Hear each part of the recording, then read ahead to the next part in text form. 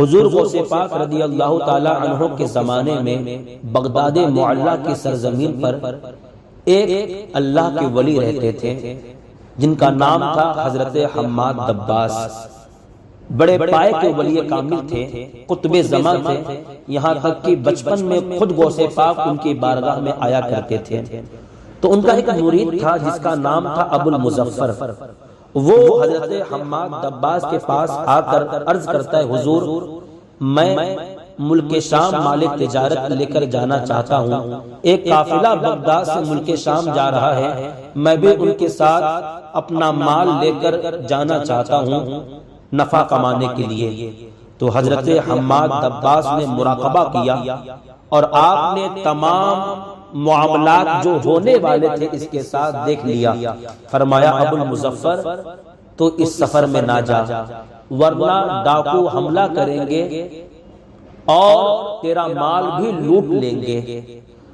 ابو المظفر مایوس ہو کر چلے آئے۔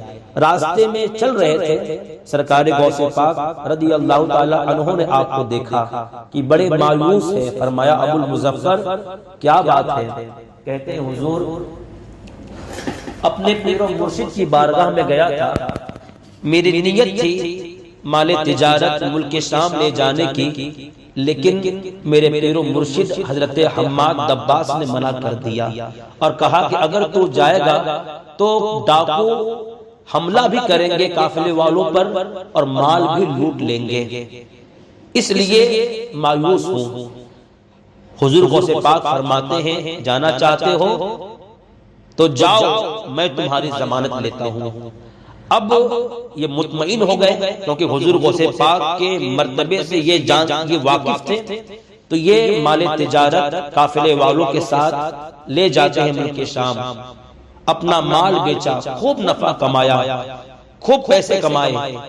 جب پورا مال بیچ دیا تو وہی اپنا پیسہ ایک تھیلے میں رکھ کر اپنے کمر میں باندھ لیا اور تھکے ہوئے تھے، غسل خانے کے پاس جاتے ہیں، وہ تھیلا نکال کر ایک طاق پر رکھ دیتے ہیں اور غسل کرتے ہیں۔ غسل کرنے کے بعد وہ اپنے قیام گاہ پہ جاتے ہیں آرام کرنے کے لیے اور تھیلا لینا بھول جاتے ہیں۔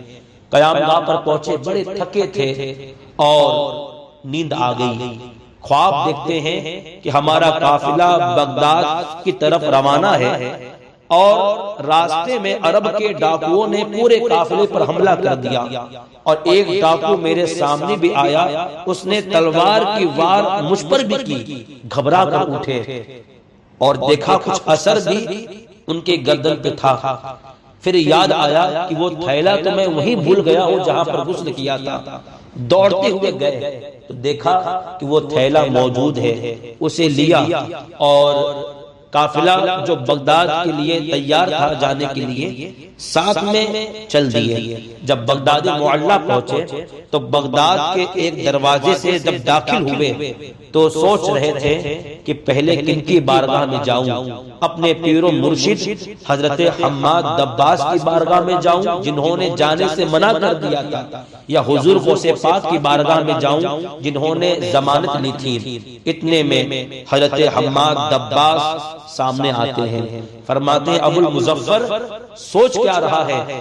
جا حضور غوث پاک کی بارگاہ میں جنہوں نے تیرے لیے 70 مرتبہ اللہ سے سفارش کی، تو جو عالم بیداری میں ہونے والا تھا وہ اللہ نے خواب پر ٹال دیا، جو حملہ تجھ پر عالم بیداری میں ہونے والا تھا وہ خواب پر اللہ نے ٹال دیا، اور جو مال تیرا لوٹ جانے والا تھا وہ بھولنے پر ٹال دیا۔